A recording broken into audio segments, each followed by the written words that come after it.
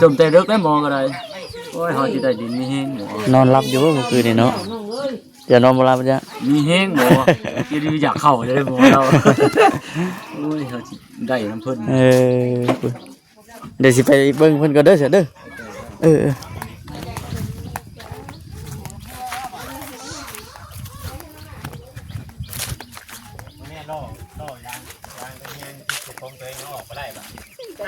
ไปตัดออกเลยต้องในตัดนะบ่แม่หมอบอกพี่แม่นะเมื่อเช้านี่นั่งอยู่ต่อย่างน้ำทุกข่อยฮะไปนั่งอยู่รถไปล่อใช้ผมตัวเอง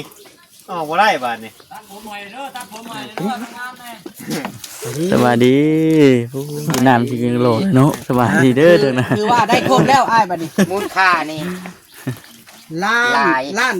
230,000แล้วก็หลายแสนเนาะเป็นล้านไปโอ้ไม่ธรรมดาเนาะจักเดือนจักปีแล้วบ่ได้ดอก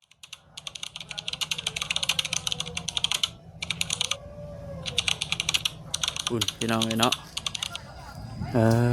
ทุหมดงานใหญ่ห้างบ่อันนี้พี่น้องเอ้ยครับข้าวดีข้าวเต็มข้าวใหญ่เราก็ได้ลังหลุดไปฟูปั๊บพี่น้องเอ้ยก่อนอื่นก็มีแต่ว่าทักทายสบายดีซี่กันเบิดสุขุสุขคนไปเบิ่งน้ำกันพี่น้องเอ้ยเนาะ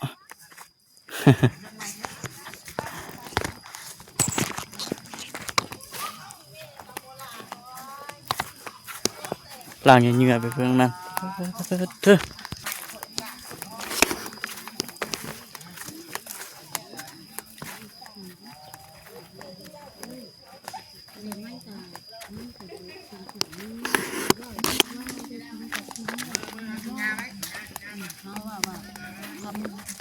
สบายดีสบายดีมากคนเดียวมาแล้วมาไปบึงทีเพิ่นเลยไปแล้วกันมานี่แล้วก็ชิกลับเลยปะป้าจะเข้าในก่อนเด้อไปเข้ากันเดี๋ยวลงกับทางกันป้าเพิ่นโอเคตัวพี่น้องเลยเนาะคุบจังไหนจังหนึ่งมันนี่ก็ได้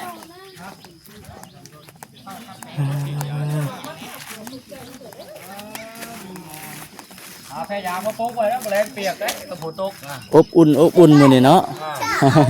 หลายผู้หลายคนโป๊กไว้แล้วเปียกได้หรอคนลึกแท้เลยให้ตัวมุดงามมันใหญ่ห้างอันนี้คนเยื่อยเข้ามาใจแล้วมันสัญญาณอยู่ก็กันได้ไหมเพื่อนละอยู่นี่อยากสัญญาณอยากอึดเนาะอึดเลยปุ๊กนั่นมืดฝนสิแห้งอันนั้นเนาะแค่ว่าอยู่อันบอนที่ดินตัวนั้นน่ะมีมีแต่พอดีเหมาะเลยพี่น้องแค่ว่าอันเราไปอยู่หันแล้วถ่ายคลิปถ่ายอย่างกันมันเอาลงได้เลยง่ายแต่มันใกล้ทั้งได้อันนั้นว่าบอนหันมันใกล้บ้านตูมบ่บ้านนากำพันบ้านเมียเราแขวงกระมวลไม่ได้บ้านเมียเลยบอกพื้นว่าที่ดินบนเฮาสิอยู่นะบนเราสิไปชื่อนี่มันใกล้กับบ้านตูมบ่คือว่ามีสัญญาณว่าซั่นต้องมันเป็นบางบ่อนอันนั้นได้ต้องมันเป็นบางบ่อนงานนี่ก็นะหันตรงนี้สัญญาณหลายบ่น่ะมีได้มีนะสัญญาณหันไว้นำชื่อดินเนี่ยมันสัญญาณมีได้หันรอเบิ่งอีกจัก2 มื้อ2 มื้อ3 มื้อนี่แหละมันก็ได้บนอยู่บนเช้าคืนนึงจมแต่เลิกได้มองก็ได้โอ้ยเขาจะได้ดินมีแห้งหมอนอนรับอยู่เมื่อคืนนี่เนาะจะนอนบ่หลับจ้ะมีแห้งหมอกินอยากเข้าเลยหมอเราโอ้ยเขาจะได้น้ำเพิ่นเดี๋ยวสิไปเบิ่งเพิ่นก็เด้อเสียเด้อ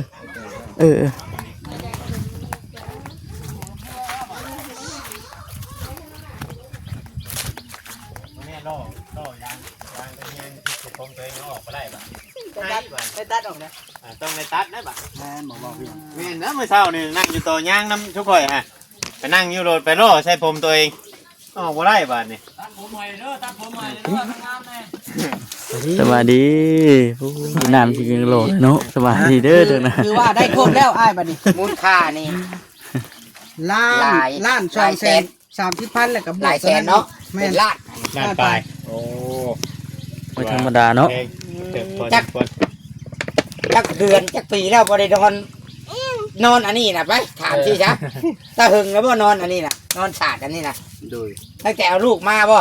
โดย ถือว่า นะมีแต่ว่าเดี๋ยวมันก็สิมีสิ่งดีๆเข้ามาเนาะ แม่นนั่นแหละ อันนี้คือการช่วยเหลือเบื้องต้น แม่น ถ้าสมมุติว่าเขาสม่ำเสมอต้น ดี เสม ใจ อปลาย ได้ ต่ ลู อก ไป เราก็เริ่ม สิ ชื่ ได้ น หลาย ได้ ค บั น ด เนาะ เริ่มดีใจเริ่มชื่นเริ่มนั่นได้บัด สิซอยหลายขึ้น รุ่นทุกแบบว่าเอิ้นแบบว่าทุกบ่แม่นว่าทุกแบบทุกยากนะทุกรุ่นกวดขี้ดินนอน การแล้วกวดขี้ดินนอนน่ะดีได้ยำไปเวียกคำ คำใส่นอนหัน ทำใส่แล้วก็กล้าว่ามันนั่นก็ฮักกดไม้มาปวดอ่ะเพราะกดไม้ปูนอนกับลูกเรากอดลูกนอนแล้วว่าแจ้งจังไปบอนไม้อีกแล้ว ดีใจบ่คำละ ดีใจ ยังบ่ได้กินข้าวบ่ตื่นมาคือชาวกินขนม กินแล้ว เคยจะได้ยินเนี่ยเราอะ เอา ชักเสื้อบัดนี้นะใช่แทบเลยเด้อ ดูแทบมาแล้วเนาะ เบื้องหลังเบื้องหลังเด้ออันนี้พี่น้อง ทั้งนั้น ได้เบื้องหลัง เบื้องหลัง ถือว่าได้เครื่องครบมีผ้าห่มแล้วก็หมอนแล้วก็สาดแล้วก็บอลอยู่บนนอน เนี่ย แล้วก็มุ้งนี่ถือว่ากลางได้ทั้งพ่อทั้งลูกเมื่อวานนี้เขาถามว่ากลางให้ลูกอยู่ผู้เดียวมันน้อยมุ้งนะแล้วล่ะบางเทื่อแล้วก็ส้นเข้าไปน้ำเอาแข้งออกมาล่ะเอากระโตเข้า ยุ่งหรือกินเถื่อเนาะ หน่อยกินก็ได้ มันแคบเนาะ นี่คือความรับผิดชอบแพงลูกเบิ่งลูกแล้วสมบูรณ์นะ เดี๋ยวจัดเพลงหมดเพลงเนี่ยคนอยากชื่อแสนกว่าบาทแล้วยังบ่ขาย ความมันนั่น โอ้โหเนาะ แสนกว่าบาทมันได้เขาอยากชื่อ ชื่อนะ ชื่อลูกเรา โอ้แม่นบ่ ว่าไปช่างเซน500 ล้านก็บ่ขายหรอกวันนี้ แล้วตอนมือกันเขาอยากปลูกเอามือแล้วเอามานิดนะ80 ล้านกับแสนกว่าเนาะ มือละสิเอาลูกเรามานั่น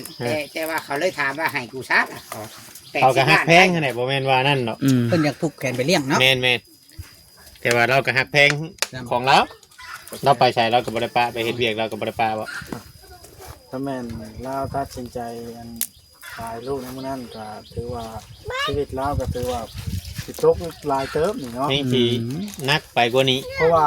ลูกนี่เป็นตัวน้ำโชคเด้นี่เพิ่นเกิดมาแล้วเนาะ วันแม่ลูกตองเป็นของเฮาเด้อ แต่ว่าเราก็ เบิ่งเอามามึงโยนสิปลูกให้เอามาพี่ เรามาทุก เอามาพี่อู้นะ ใจเรา มาพี่ลุงสิปลูกให้เอามา แต่ว่า เพิ่นอยากขี้อู้หรือบ่จ๊ะ แม่นมามันบ่มีเชือกแน่เฮ้ย โอ้ปลูกแต่เสานะกับเสานะ ดีนะพี่ อ๋อกกม่วงกกนิ้วนะ กุ๊กไม้พี่ เย็นๆเลย ไปเอามา ลูกแล้วก็ขี้ได้กระโตดิเนาะ ใส่ด้วย ต้องหาเชือก มาสิจับให้ ไอ้คำลานี่ความรู้สึกที่บ่เคยมีมาก่อนแบบนี้ หลังจากที่บ่มีไผสนใจแล้วล่ะบัดสุดท้ายมี เอาถามบ่าวคำลาอีกซะก่อน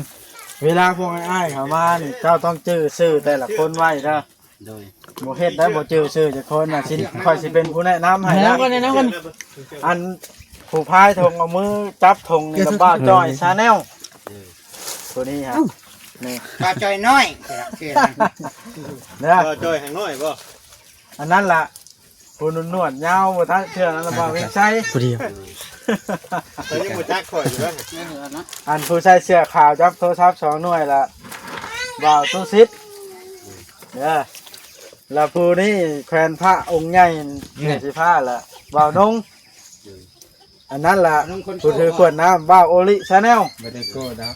บ่าว โก้ไปทางไหน คำอุทุมพร แม่น เอิ้นป้าหมอนะ และ ผู้ได้ ค งา อน ยผู้แนะนำบาทเลยให้บ่จ้อยแนะน บาวัดชาแนล แต่ว่ายังเหลืออีกอยู่สายยาหนึง ำยังบ่ แต่ว่าเขาว่าบ่ได้ ก็ได้แต่ในรถ เขาว่าได้แต่อยู่ในรถ เราหยอกกันทีมงานนี่พี่น้อง โอ้ยหาเชือกมาอีก มาอีกคนหนึ่งหมอนี่ล่าสุด น้องเว้ย สิแนะนำเนาะ แม่น กำลังตามมา จื้อได้อยู่บ่หลายคน เจ้า ก็ ต้อง ดอก เจอเด้อ เบิ่ง หน้า เบิ่งอัน ฮะ เขียนไว้เรา เบิ่ง เขียน ขอแนะนำบาทหนึงอ่ะจับ ไป ขอแนะนำแล้วบาทหนึงเพราะว่าเขาเห็นมาหลายแล้ว เด้อ คือ เด้อ แรกๆนี่ก็ยังบ่มีอย่างนี้ใจตนเนาะ เด้อ ใจตนเว้าเจ้าโดยตามหลังพังความ เด้อ บาดพอเขาได้อย่างลายขึ้นไปแล้ว จ้อยจับก่อนข่อย ที่เขาเห็นที่คิดหลายๆเคสที่ผ่านมาน่ะมีหลายบาดได้แล้วได้ซอยเรือได้ทำการช่วยเหลือแล้วเลยนิสัยเปลี่ยนไปพอสิซะนิสัยการท่าทางเปลี่ยนไปบ่ให้เป็นแบบท่านเด้อเสมอต้นเสมอปลายให้ฮักเพลงช้ำกันเบิดอ้ายแต่ละคนนี่ เด้อ โมแมนบ้าอ้ายอุลิ ชื่อมาให้แหละ แต่จะแพงแต่ข่อย ผู้เดียว แพงแต่ผู้เดียวผู้นี้ให้ผู้นี้ทายผู้เดียวเบิดมือหมูเอาอ่ะน่ะเห็นบ่เอ เด้ อ อ ก็ง่ายถ้าไผเอามาให้หยังก็ต้องให้สม่ำเสมอ สม่ำเสมอ ถึงว่าบ่บดบ่ได้เอาหยังให้กะเฮาก็เป็นทีมงานเดียวกันเด้ เด้อ มีหยังก็เปลี่ยนทาง YouTube เฮาสิแบ่งเวลากันเองดอกถ้าว่าลินั่งแช่ผู้เดียวก็สิมาโจมออกไปหลายคนเด้อให้เสมอต้นเสมอปลายรักษานิสัยใจคอคนงามความดีความรู้ความมันเฮาไว้แต่สิ่งดีๆสิตามมาอีกหลายอย่างเด้อบ่แม่นแต่ซ้ำนี้ดอกน้องก็เบิ่งอนาคตเบิ่งไปบาดนี่เฮาบอกซ้ำนี้แหละให้น้องเพิ่นเข้าใจได้ก็แล้วแต่ตัวใดบ่ดีบ่เฮ็ด ขอบใจเด้อ หรือว่า สบายดี เนาะ ขอบใจก่อน ซ้ำนี้ได้ข่อยเพิ่มเติม ทำนั่นบ่ แม่นข่อยบ่อยากให้ มีแต่ว่าเดี๋ยวบอก บ่อย่าว่าหลายเดี๋ยวบ่จื้อบ่ โอเคพี่น้องซ้ำนี้เลยพี่น้องซื้อคิดก็ได้ ได้หลายอันแล้วมันเด้อมีแต่ว่าให้ดีๆอันนี้ก็คือการช่วยโง่แต่เบื้องต้นที่เราคุณยายคุณช่วยก่อนเจ้าได้ดินเวลาเจ้าได้ดินนะก็คืออันนี้นี่น่าจะเอาไปกลางอันกลางท่านเจ้าจะข้างกับข้างอันหนึ่งก่อนก็ได้ มันใหญ่ได้อันหนึ่งก็ไว้ข้างอยู่ดินไหมเพราะว่ามันใหญ่เลยมันคูณสี่ เก็บไว้เนาะอันนึง เก็บไว้อันหนึงเอากระเทินได้ซื้อสองแล้วที่แรกว่าจะซื้อซองแต่เดียวมาอันตัวหนึ่งเราเฮ็ดหอกตัวหนึ่งเราเฮ็ดอันนั่นเป็นเกลือแต่ว่าเราจะได้ดินใหม่แล้วเนาะเอาก็เก็บไว้ก่อนก็ได้ ได้ดินไหมวันนี้หมักผู้สาวงามนี่เพื่อมาอันนั้นมา แม่น กบเกินความเหงาเนาะบ่จ้อย ยังบ่เอา ค่อยนี่แหละ ไม่ตั้งขากล้องจุนี่เขาชื่อห้านเดียวกันได้เนาะ ลุงกันเป็น แน่รู้ใช้หลาย ไปลงคลิปก่อน โดย ไป ถือ ที่ ว่า กันแล้วไผก็ได้มันบ่ได้มีสัญญาณ ออกไปลงนอกเพิ่นเห็นไว้อยู่ที่มึงชะ อยู่บ่อนนั่นแล้วอยู่หงขาม สงครามมองได้น่ะ ว่างกับเฮ็ดเพื่อนใหม่น่ะ